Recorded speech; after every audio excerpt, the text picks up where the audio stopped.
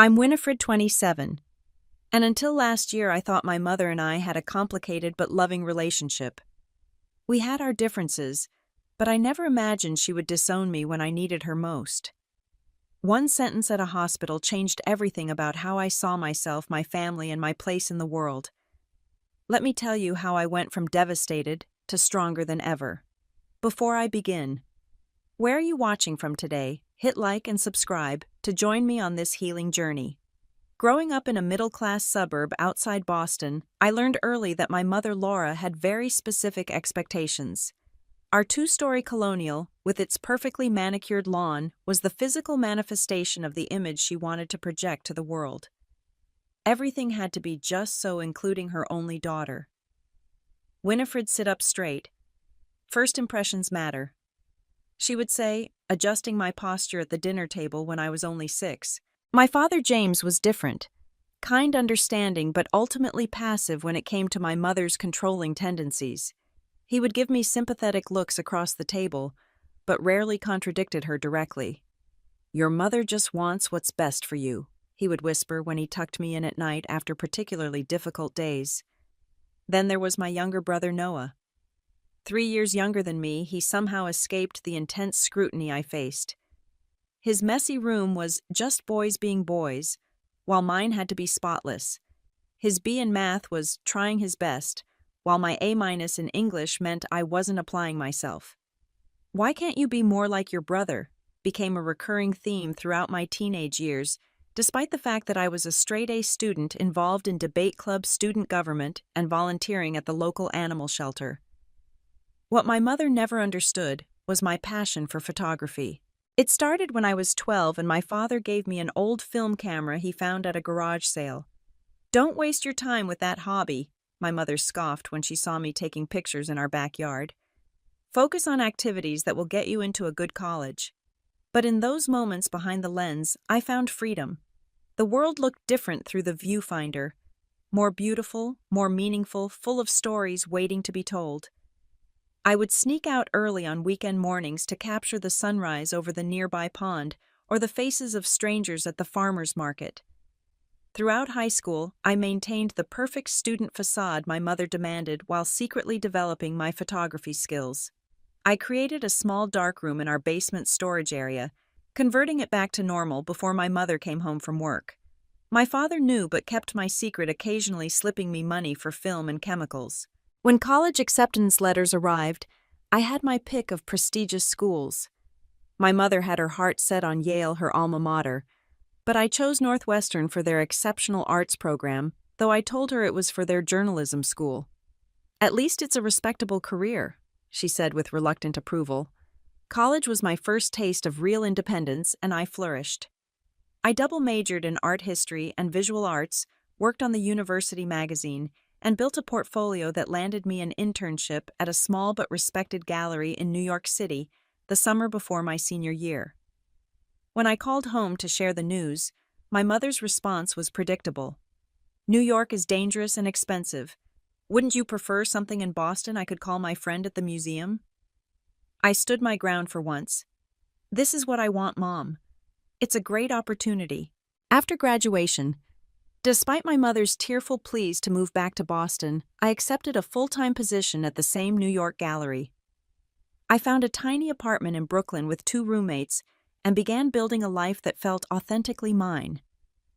Over the next few years, our relationship became increasingly strained.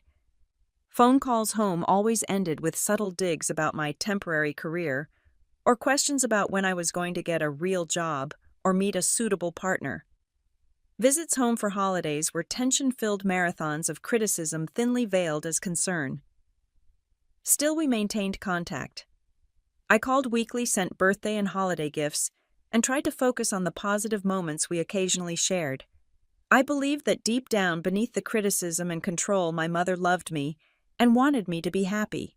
By the time I turned 27, I had been promoted to assistant curator at the gallery and was starting to make a name for myself in the New York art scene. I had my own small apartment, now dated occasionally, and had built a close-knit group of friends who supported my artistic ambitions. When I received news of my promotion, I was excited to share it with my family. I called home immediately, hoping that finally my mother would see that my chosen path had merit. "That's nice, dear," she said dismissively after I shared my news. "But have you thought about applying to graduate schools? Art is fine as a hobby, but you need something more substantial for a career." Her words stung, but I had grown accustomed to the pain. What I didn't know was that this conversation would be the last normal interaction we would have before everything fell apart. It started gradually, so subtly that I barely noticed at first. In February, I began feeling unusually tired. I attributed it to the long hours at the gallery preparing for our spring exhibition and the brutal New York winter that seemed to drain everyone's energy. By March, I had lost weight without trying my clothes hanging loosely on my frame. Friends commented, some with envy, but I knew something wasn't right. I had always had a healthy appetite, and now I could barely finish half a sandwich without feeling full. "You should see a doctor," my roommate from college, Megan, said during our weekly video call. She had moved to Chicago after graduation, but remained my closest confidant. "I'm fine," I assured her. "Just busy. Once this exhibition is over, I'll get some rest." But the exhibition came and went, and instead of improving, my symptoms worsened. I started experiencing strange joint pain that migrated throughout my body. Some mornings my hands were so stiff I struggled to hold my camera. I developed a persistent low-grade fever that left me constantly chilled despite the arrival of spring. During her visit to New York in April, Megan took one look at me and gasped, "Winnie, you look terrible. This isn't normal tiredness." Standing in my tiny bathroom, I confronted my reflection. My usually rosy complexion had turned ashen, dark circles rimmed my eyes and my cheekbones protruded sharply. I barely recognized myself. "I have an exhibition in Boston next month," I said weakly. "I can't be sick now." Megan crossed her arms, her expression brooking no argument. "We're going to urgent care today, or I'm calling your parents." That threat was enough to get me moving. The last thing I needed was my mother showing up criticizing my apartment and lifestyle while I was already feeling awful. The urgent care clinic was crowded, but the nurse took one look at me and moved me to the front of the line. The doctor, a woman about my mother's age with kind eyes, examined me thoroughly, her frown deepening as she checked my vitals and palpated my abdomen. "How long have you been experiencing these symptoms?" she asked, making notes on her tablet. "A couple of months, maybe?" "It started with just tiredness." She nodded, then looked me directly in the eyes. "I'm concerned about several of your symptoms, particularly the unintentional weight loss and persistent fever. Your blood pressure is also quite elevated. I want you to go to the hospital for some tests right away." "The hospital? Can't you just give me antibiotics or something?" My voice sounded small even to my own ears. "This doesn't appear to be a simple infection," she said gently. "I've already called ahead to Mount Sinai. They're expecting you." Megan drove me to the hospital in my rarely used car, her knuckles white on the steering wheel as she navigated through Manhattan traffic. In the waiting room, while Megan filled out forms, I finally called my parents. It was just past 6 in Boston, and I knew they would be sitting down to dinner. "Hi, Mom, it's me," I said when she answered. "Winifred, we're just about to eat. Can this wait?" I swallowed hard. "Actually, no. I'm at the hospital." There was a pause. "What happened?" "Were you in an accident?" "No, I've been feeling sick for a while. The doctor at urgent care sent me here for tests." "What kind of tests?" Her voice held more annoyance than concern. "I don't know yet. They're going to call me back soon." My father's voice came on the line. "Are you alone, sweetheart?" "No, Megan's with me." "Good. Keep us posted, all right?" "I will." After hanging up, I sat in silence as Megan squeezed my hand. We waited for nearly 3 hours before a nurse called my name. The next few hours passed in a blur of blood draws, scans, and examinations. By midnight, I was admitted to a room with the disturbing diagnosis of acute kidney dysfunction of unknown origin. The doctor explained they needed to do more tests, including a kidney biopsy, and that I would likely need surgery soon. "Should we call your family?" the night nurse asked, as she hooked up my IV. I nodded numbly, reaching for my phone. My mother answered on the fourth ring, her voice thick with sleep. "They're admitting me," I said without preamble. "Something's wrong with my kidneys. They might need to do surgery tomorrow." "Surgery?" She sounded more awake now. "That sounds serious." "It is. Could you and Dad come, please?" It was hard to ask to admit I needed her, but in that sterile hospital room with machines beeping around me, I desperately wanted my mother. There was a long pause before she responded. "We'll catch the first train in the morning. Get some rest, Winifred." Megan stayed until visiting hours ended, promising to return the next day with clean clothes and toiletries. Left alone, I tried to sleep, but found myself staring at the ceiling, counting the tiles and thinking about my mother. Despite our differences, she was coming. In a crisis, family showed up. That knowledge gave me comfort as I finally drifted into an uneasy sleep. The next morning brought more tests and a definitive diagnosis. Lupus nephritis, an autoimmune condition causing my immune system to attack my kidneys. The doctor explained I would need immunosuppressive therapy, possible dialysis, depending on today's results and significant lifestyle changes. With proper treatment, many patients achieve remission, she assured me, but you'll need a strong support system during recovery. I nodded, thinking of my parents who would arrive soon. Whatever our problems, they would help me through this. They had to. Around 11, there was a knock at my door. My heart leapt, expecting my parents, but it was Megan with a small overnight bag. "Any word from the family?" she asked, arranging my toiletries on the bedside table. "They should be here soon. The train from Boston gets in at 10:30. At 11:45, my parents finally arrived. My mother entered first, her lips pursed as she surveyed the hospital room. My father followed, his face lined with worry. "This place is filthy," were my mother's first words. "And look at you, Winifred. You're as white as these sheets. When was the last time you ate a proper meal or got some sun? No hello. No how are you feeling. Just criticism." "Hi, Mom, Dad," I said, fighting back tears. "Thanks for coming." My father approached the bed, squeezing my hand gently. "What are the doctors saying, sweetheart?" Before I could answer, the rheumatologist entered, introducing herself to my parents. She explained my diagnosis in detail, outlining the treatment plan and potential complications. "She'll need to take immunosuppressants long-term," the doctor concluded, "and we recommend she reduce her work hours during initial treatment. Recovery will take time." My mother's face tightened. "How long?" "At least 3 to 6 months before she can resume normal activities. And even then, stress management will be crucial." "This is very inconvenient," my mother said, as if I had contracted lupus specifically to disrupt her schedule. "We had plans to visit Noah in California next month. Winifred was supposed to join us." The doctor blinked, clearly taken aback. "Well, I'm afraid travel won't be possible for a while." "And the cost?" my father asked, always practical. "What can we expect?" The doctor hesitated. "It depends on your insurance coverage. The medications can be expensive." All eyes turned to me. I swallowed hard. "My insurance through the gallery is basic. It won't cover everything." My mother's expression changed from annoyance to anger. "Of course it won't. If you had taken that job at the insurance company like I suggested, you'd have proper coverage." "Laura," my father warned quietly. "No, James. This is exactly what I warned her about. Playing artist in New York with no security, and now look where it's landed her." She turned to me, eyes flashing.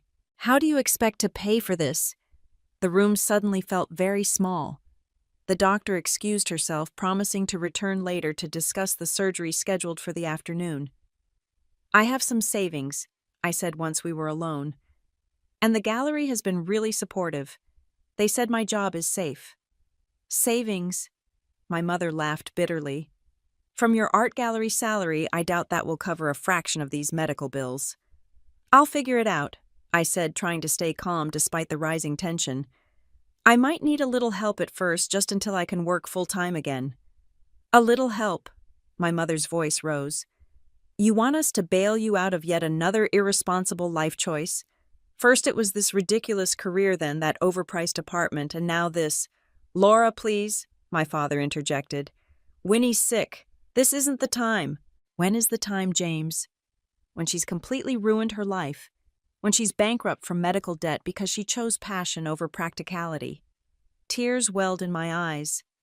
Mom, I didn't choose to get sick. Maybe not directly, but this unhealthy city lifestyle, the stress of this unstable career path probably contributed. If you had listened to me and moved back to Boston after college, none of this would be happening.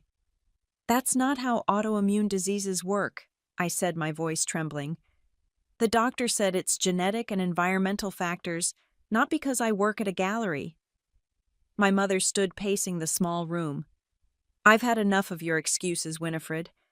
For years we've watched you make one poor decision after another and we've held our tongues. But I can't do it anymore. She stopped at the foot of my bed, her expression cold. I'm ashamed to call you my child.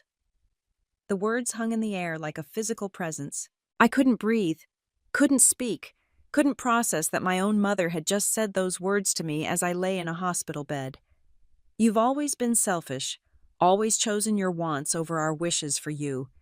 And now you expect us to clean up your mess again, to hand over our retirement savings because you couldn't bother to get a real job with real benefits. Laura, my father's voice was sharper now. That's enough. But she wasn't finished. We raised you better than this, gave you every advantage, and how do you repay us by throwing it all away on art and now expecting us to foot the bill for your irresponsibility? I was vaguely aware of nurses in the doorway, of other patients watching the scene unfold. My face burned with humiliation as tears streamed down my cheeks.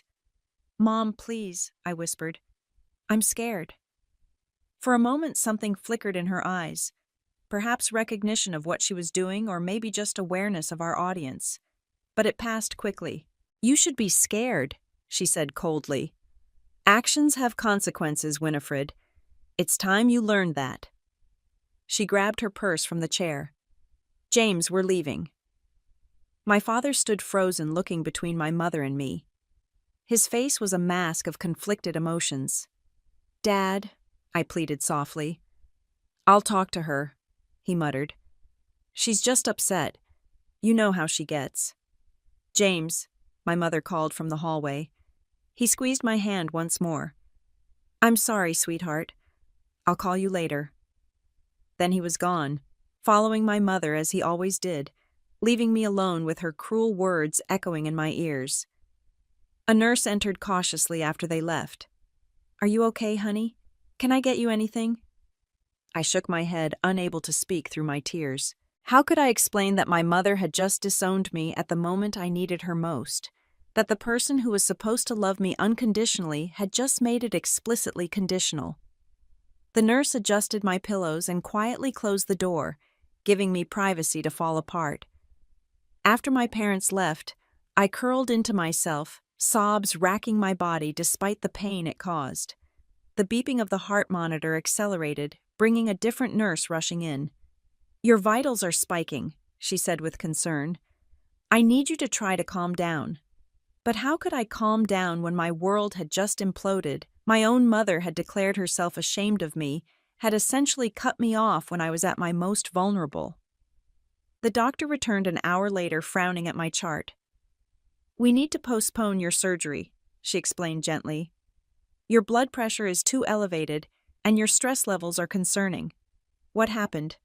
I couldn't bring myself to repeat my mother's words. Family disagreement, I managed. She nodded understandingly. Is there someone else we can call for you? My friend Megan. She's coming back later. The doctor patted my hand. Try to rest. We'll reschedule the surgery for tomorrow if your vitals stabilize. Left alone again, I stared at the wall, replaying my mother's words over and over. Had she always felt this way? Had I been deluding myself all these years, believing that beneath her criticism was love? Around 4 o'clock. Megan returned, her arms full of magazines and snacks. One look at my face told her everything. What happened? She asked, dropping her bags and rushing to my bedside. The whole story poured out between sobs. My mother's reaction, her cruel words. My father's passive response. She said she's ashamed to call me her child Meg, her own daughter, in a hospital bed. Megan's face flushed with anger. That's emotional abuse, Winnie. Pure and simple. Maybe she's right, I whispered. Maybe I have been irresponsible. Stop that right now, Megan said firmly. You have a successful career in a competitive field. You pay your bills. You're a responsible adult who got sick, which can happen to anyone. Your mother's reaction says everything about her and nothing about you. She pulled the visitor's chair closer to my bed. I'm staying tonight. You don't have to do that. The chair isn't even comfortable. Try and stop me, she challenged. I'm not leaving you alone. That night with Megan dozing uncomfortably beside me, I began to see my relationship with my mother in a new light. I remembered how she had belittled my 8th grade art prize, calling it cute, but asking why I couldn't excel in science like Noah. How she had accidentally left my photography portfolio at home when driving me to a summer program interview. How she had always found ways to undermine my confidence while maintaining plausible deniability. What I had interpreted as tough love was actually something much darker. The realization was both devastating and strangely liberating. The next morning, the surgery proceeded as planned. I woke up groggy and in pain, but with Megan still faithfully by my side. There was no word from either of my parents. Over the next few days, a hospital social worker named Diane visited daily, helping me navigate insurance forms and discussing financial assistance options. You're not the first person to face medical issues without family support, she assured me. There are resources available. My coworkers from the gallery sent a massive care package with art supplies, books, and a card signed by everyone. My boss Alana called personally to assure me my position was secure. Take all the time you need to heal, she insisted. Your talent is worth waiting for. On the 3rd day after surgery, a text came from my father. Your mother is still upset but sends her love. How are you feeling? I stared at the phone, anger rising in me. Sends her love, after what she said. And he couldn't even acknowledge how wrong she had been. I didn't respond immediately. Instead, I asked Diane about support groups for people with chronic illnesses. Actually, she said, there's one that meets here at the hospital. Many members have experienced family difficulties after diagnosis. Would you like me to connect you? For the first time since my mother's outburst, I felt a spark of determination. If my blood family wouldn't support me through this, I would find people who would. I would rebuild my life without the constant weight of my mother's disapproval. Yes, I told Diane. I'd like that very much. That evening, as Megan helped me wash my hair in the tiny hospital bathroom, I looked at myself in the mirror. I was pale and thinner than before, with dark circles under my eyes, but I was still here, still fighting. If my mother won't be there for me, I said to my reflection, I'll have to be there for myself. Megan squeezed my shoulder. Not just yourself. You have me, and a lot of other people who care about you. In that moment, I made a decision. I would focus on healing both physically and emotionally. I would redefine family on my own terms, and I would never again measure my worth by my mother's impossible standards. 5 days after surgery, I was discharged from the hospital. The doctors were pleased with my initial response to treatment, though they warned the road ahead would be challenging. You'll need to rest, take your medications precisely as prescribed, and come in for regular monitoring, my rheumatologist explained. And you'll need help at home for at least the first 2 weeks. Without hesitation, Megan arranged to work remotely from my apartment. My boss is actually human, she joked. Unlike some people we know, my tiny one-bedroom in Brooklyn had never felt so welcoming as when we arrived that afternoon. Someone had cleaned the place thoroughly, the gallery assistant Kate Megan explained, and my refrigerator was stocked with ready-to-heat meals. The gallery took up a collection, Megan said. Everyone pitched in. I was overwhelmed by the kindness. I don't know how to thank them.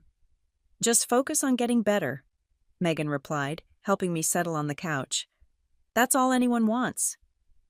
To my surprise, my neighbors also stepped up.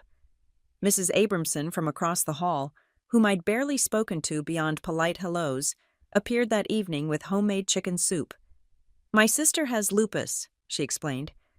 "I know a little about what you're facing." The older couple from downstairs offered to pick up groceries whenever they went shopping. The young lawyer from the end of the hall volunteered to walk with me when I was ready to start taking short walks for exercise. "I had no idea I had such a community here," I told Megan that night. "Sometimes it takes a crisis to reveal who's really in your corner," she replied. My father called the next day. Our conversation was stilted and brief. He asked about my health, promised to work on my mother, and mentioned he'd transferred some money to my account to help with expenses. "Has she said anything about what happened?" I asked. "She's under a lot of stress," he hedged. "You know how she gets when she's worried." "Dad, she said she was ashamed to call me her child. In a hospital. In front of nurses and other patients." "She didn't mean it, Winnie." "Then why hasn't she called to apologize?" His silence was answer enough. "I appreciate the financial help," I said finally. "But what I needed was emotional support." "I know, sweetheart. I'm sorry." After hanging up, I realized I wasn't as devastated as I would have been before. Something had shifted in me during those days in the hospital. I still loved my parents, still wished for their approval, but I no longer felt defined by their judgment. When Megan returned to Chicago the following week, I had a schedule in place. Kate from the gallery would check in daily, bringing work I could do from home. Mrs. Abramson would make sure I took my afternoon medications. The support group met virtually twice a week, and I had started seeing a therapist, Dr. Rivera, who specialized in chronic illness and family dynamics. "Your mother's reaction, while extremely hurtful, is unfortunately not uncommon," Dr. Rivera explained during our first session. "Illness can activate family patterns that have existed beneath the surface for years." Over the next few sessions, we began unpacking my childhood and adolescence. I realized how my mother's conditional love had shaped me, how I had internalized her critical voice. "I always thought if I just achieved enough, she would finally approve of me," I admitted. "But now I see that was never going to happen." Dr. Rivera nodded. "The goalpost would always move. That's how this kind of dynamic works." Meanwhile, my physical recovery progressed slowly but steadily. The medications had side effects: weight gain, mood swings, unusual hair growth, that would have horrified my appearance-conscious mother. But they were working. My kidney function was improving, and the extreme fatigue was gradually subsiding. During this period of convalescence, I turned back to photography, my first love. Unable to go far from my apartment, I began a series of self-portraits documenting my recovery, the physical changes, the emotional journey, the small victories and setbacks. There was something powerful in reclaiming my narrative this way, in finding beauty and meaning in this difficult chapter. 3 weeks after I returned home, my brother Noah called. It was our first contact since the hospital incident. "Hey, Win," he said awkwardly. "How are you feeling?" "Better, thanks. How's California?" "Good. Busy with the new project." Noah worked as a software engineer at a tech company in San Francisco, a properly prestigious career by our mother's standards. The conversation limped along, neither of us addressing the elephant in the room, until finally I couldn't stand it anymore. "Has Mom said anything to you about what happened at the hospital?" He hesitated. "She said you had some kind of meltdown because of the medications, that she was just trying to help, and you misinterpreted everything." My blood boiled. "That's not what happened, Noah. She said she was ashamed to call me her child because I got sick and might need financial help." "That doesn't sound like Mom," he said doubtfully. "Ask Dad," I challenged. "He was there. Or ask the nurses who witnessed it." "Look, Win, I don't want to get in the middle of this. Mom's been really upset. You know how important family is to her." I almost laughed at the irony. Apparently not important enough to support her daughter through a serious illness. "She's complicated." Noah said, the standard family excuse for our mother's behavior. "Just call her. I'm sure you two can work it out." After hanging up, I realized Noah would always take her side. As the golden child, he had never experienced her cutting criticism or conditional love. Our realities were simply too different. That evening, during a video meeting with the gallery team to discuss the upcoming exhibition, the art director noticed my self-portraits visible on the wall behind me. "Those are striking, Winifred," she commented. "Very raw and powerful." I blushed. "Just a personal project during recovery." "No, seriously, they're excellent. Would you consider showing a few pieces in the Emerging Artists Corner next month? We had a cancellation." The suggestion took me by surprise. My work had always been behind the scenes at the gallery, curating other artists' creations. The thought of displaying my own vulnerability was terrifying and exhilarating. "I'd need to create more pieces to have a cohesive collection," I said. "You have time," she encouraged. "Think about it." That night, I couldn't sleep, my mind racing with possibilities. The idea of transforming this painful experience into art felt right, like turning poison into medicine. By the 6-week mark, my health had stabilized enough that I could work from the gallery 2 days a week. My coworkers welcomed me back with genuine warmth, creating a modified workspace that allowed me to rest when needed. In the support group, I connected particularly with 2 other women close to my age, who also had strained family relationships following their diagnoses. "My father suggested I must have done something to deserve this," shared Tanya during one session, as if getting sick was somehow a moral failure. "My sister stopped speaking to me entirely," added Jasmine. "She said my neediness was too much drama." Through their stories, I realized how common it was for illness to reveal the true nature of relationships. Some people stepped up, while others retreated or lashed out. The experience was painful, but clarifying, like a forest fire that destroys undergrowth but makes way for new growth. As my physical strength returned, I began to see myself not as a victim of both disease and maternal rejection, but as a survivor building a different kind of life than I had imagined. My chosen family of friends and supporters proved more reliable than blood ties. My creativity found new depth through adversity. 6 weeks after the hospital incident, I still hadn't heard directly from my mother. My father called weekly with awkward updates and vague assurances that she would come around eventually. I no longer held my breath waiting for an apology I now understood might never come. Instead, I poured my energy into my recovery, my work, and my photography. The Emerging Artists exhibition was scheduled for the following month, and I was determined to have a collection worthy of the opportunity. What I didn't expect was that my mother would re-enter my life before I was ready, bringing with her all the chaos and pain I had just begun to process. The morning my mother showed up unannounced at my apartment, I had been feeling stronger than I had in months. My latest blood tests showed continued improvement. I had worked 3 consecutive days at the gallery without exhaustion, and I had completed 10 photographs for the upcoming exhibition. The knock at my door came just after 9. Assuming it was the neighbor collecting for a building fundraiser, I opened it without checking the peephole, still in my pajamas with my hair uncombed. "Winifred, look at you, you're a mess." My mother stood in the hallway, impeccably dressed in a camel coat and pearl earrings, shopping bags dangling from her arms. For a moment I thought I was hallucinating, a side effect of one of my medications. "Mom, what are you doing here?" She brushed past me into the apartment, surveying the space with the critical eye I remembered from childhood. "This place is even smaller than I remembered. And so dark. How can you possibly recover properly without natural light?" I closed the door slowly, trying to process her presence. It had been nearly 2 months since the hospital, 2 months without a call or text from her, and now she was in my living room acting as if nothing had happened. "I brought you some new clothes." She continued, placing the shopping bags on my coffee table. "Proper outfits for work. Those oversized things you've been wearing make you look ill." I stared at her, speechless. Was she seriously pretending she hadn't told me she was ashamed to call me her child?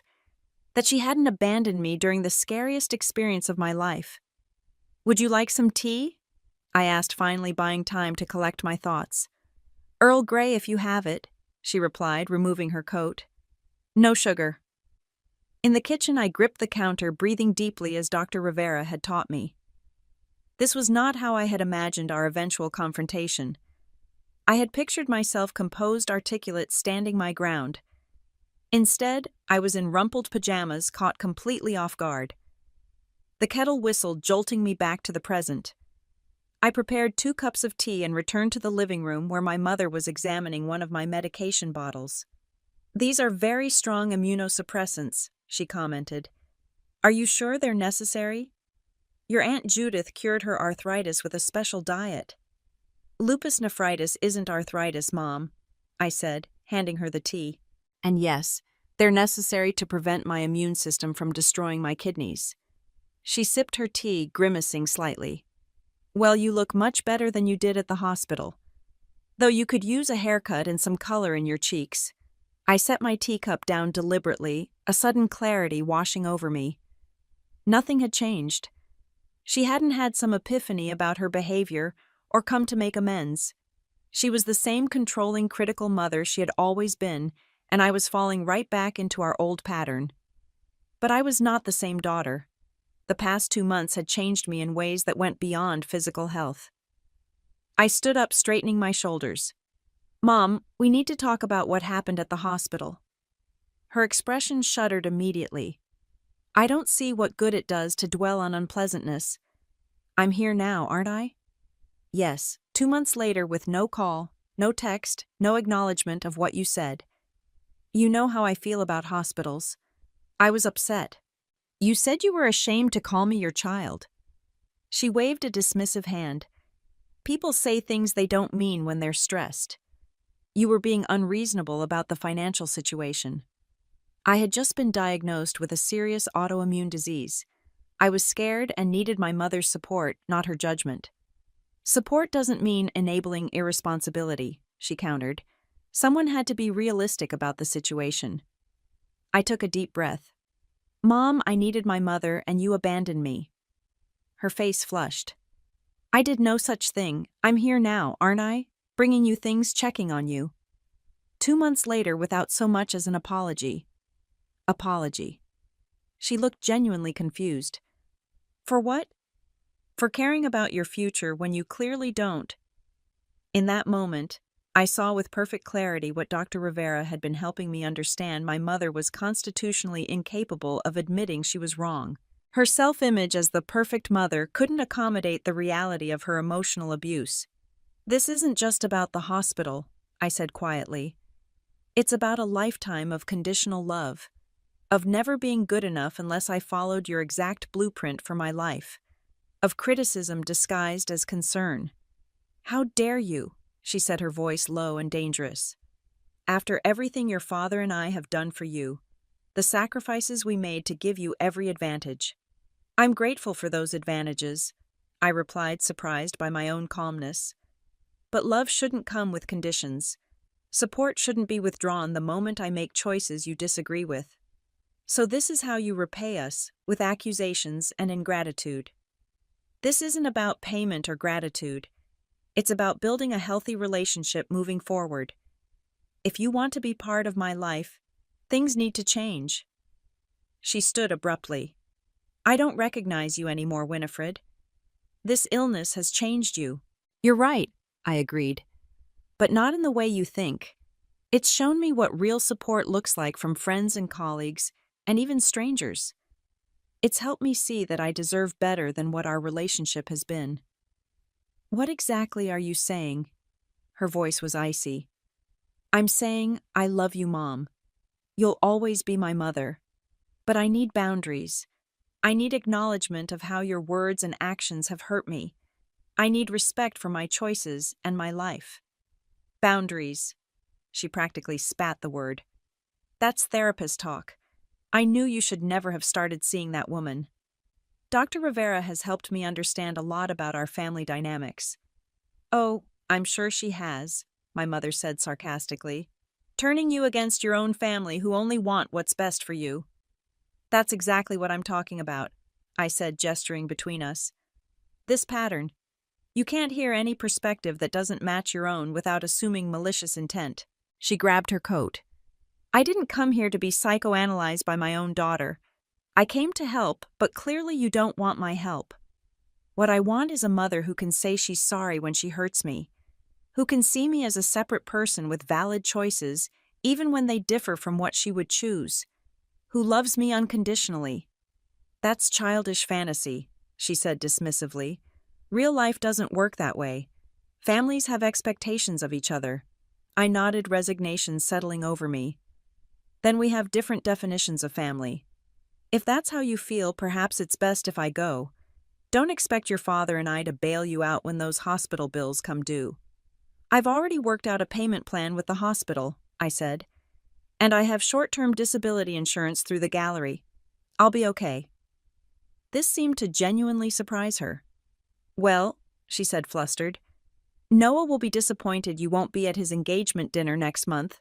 Another manipulation tactic, using my brother as leverage. Once it would have worked. Now I saw through it. I'll call Noah directly, I replied.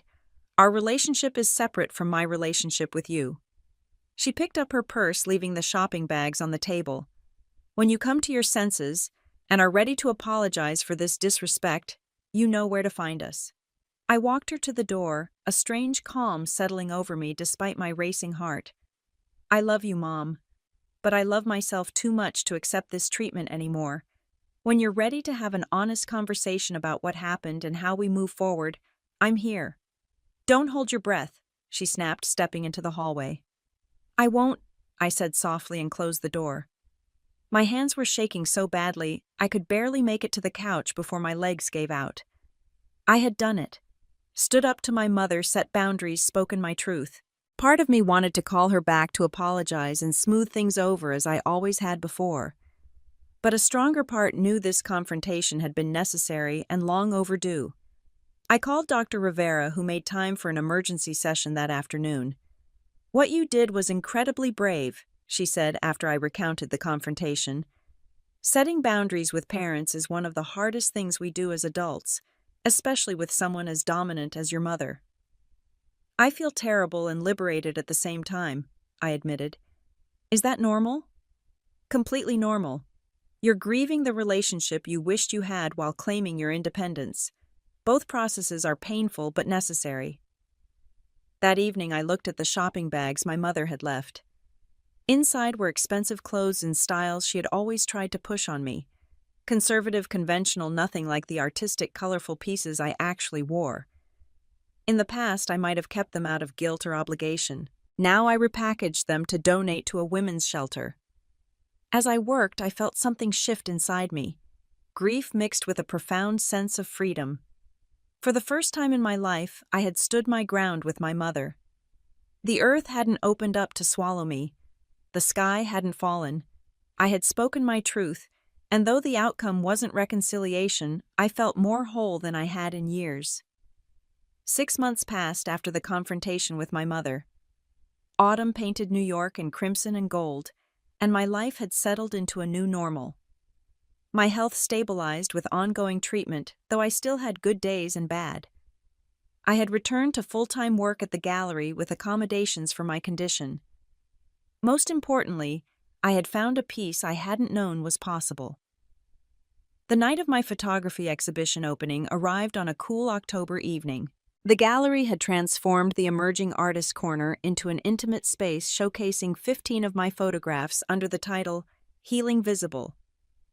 Each image documented a stage of my recovery, from the raw vulnerability of those first weeks to the gradual reclaiming of strength and purpose. Megan flew in from Chicago for the opening. My support group friends came in force, as did my colleagues, neighbors, and even Dr. Rivera. The crowd was smaller than for the gallery's featured artists, of course, but every face was one that had played a role in my healing journey. "This is incredible, Winnie," Megan said, hugging me as we surveyed the space. "You've transformed something painful into something beautiful." I wore a vintage emerald dress that complemented my now shoulder-length hair, which had started growing back differently after treatment, slightly curly where it had once been straight. My body had changed too rounder in some places due to the medications, but I had come to see these changes not as flaws, but as evidence of survival. Midway through the evening, as I was explaining my artistic process to an interested couple, I felt a tap on my shoulder. Turning, I found myself face to face with my father. "Dad," I nearly dropped my glass of sparkling water. He stood awkwardly in a suit that looked slightly too big, as though he had lost weight. "Hello, Winifred. You look well." "What are you doing here?" I managed, acutely aware of Megan watching protectively from nearby. "I saw the announcement in the Boston Globe Arts section," he explained. I wanted to see your work." I nodded, still processing his presence. "Would you like a tour?" We walked through the exhibition in silence at first, him studying each photograph intently. I watched his face, trying to gauge his reaction to these intimate glimpses into the aftermath of my family's abandonment. "These are remarkable," he said, finally stopping before an image of me sitting by my apartment window, half my face in shadow, half in light. "You've always had talent. I should have said that more often." "Thank you," I said, unsure where this was heading. He cleared his throat. "Your mother doesn't know I'm here." I assumed as much. Things have been difficult at home since everything happened. I've been doing a lot of thinking. We moved to a quiet corner away from the main crowd. My father looked older than I remembered, the lines around his eyes deeper. "I failed you, Winnie," he said suddenly. "At the hospital. Before that, too. I should have stood up to your mother when she said those things. I should have been a better father." I hadn't expected this. In all my imagined scenarios of reconnection, my father had remained the same passive figure, a secondary character to my mother's dramatics. "Why didn't you?" I asked softly. He sighed heavily. "It's no excuse, but it was easier to go along to keep the peace. I told myself I was protecting you by mediating, but really, I was protecting myself from her anger. And now I realize that peace at any cost isn't really peace at all."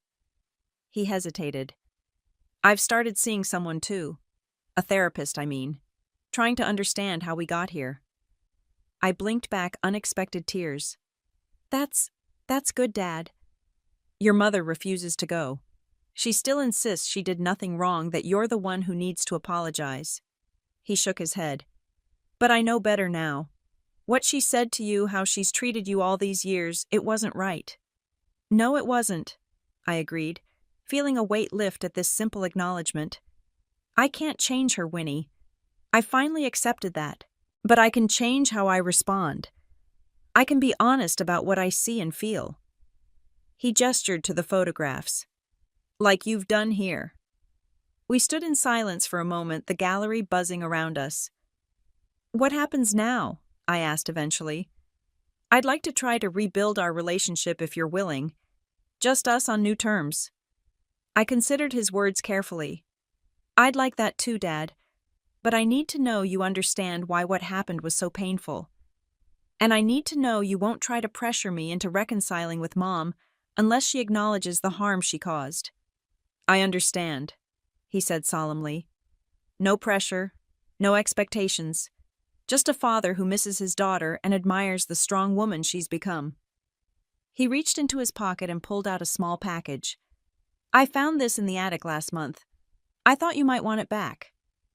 Inside was my first film camera, the one he had given me at 12, the one my mother had accidentally donated during a movie.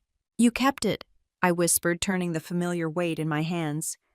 "I couldn't let it go," he admitted. "Even then I knew how much it meant to you." The gesture, small but significant, brought tears to my eyes. It represented all the times he had silently supported my passion, even as he failed to defend it openly. "Thank you," I said, truly meaning it.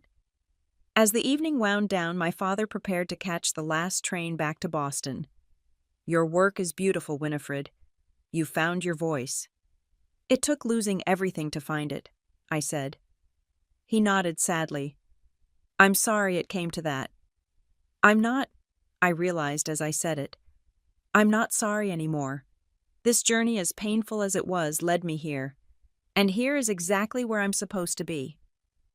After he left, Megan appeared at my side. "You okay?"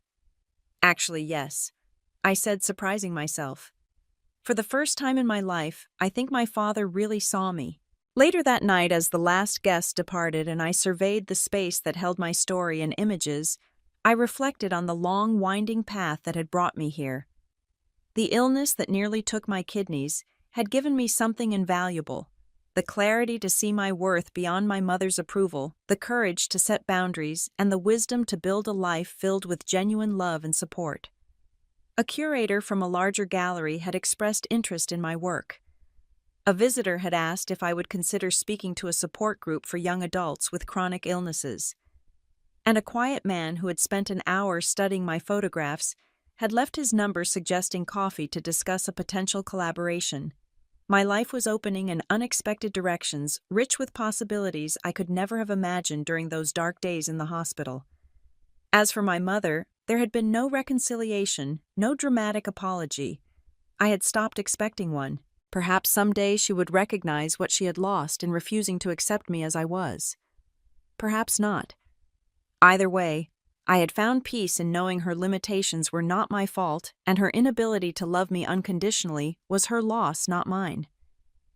Sometimes the family we build matters more than the family we're born into. Sometimes the hardest battles leave us stronger than we ever thought possible. And sometimes, when we're brave enough to stand in our truth, we find exactly the life we were meant to live all along. Have you ever had to set difficult boundaries with family members who couldn't accept your authentic self? I'd love to hear your stories in the comments below.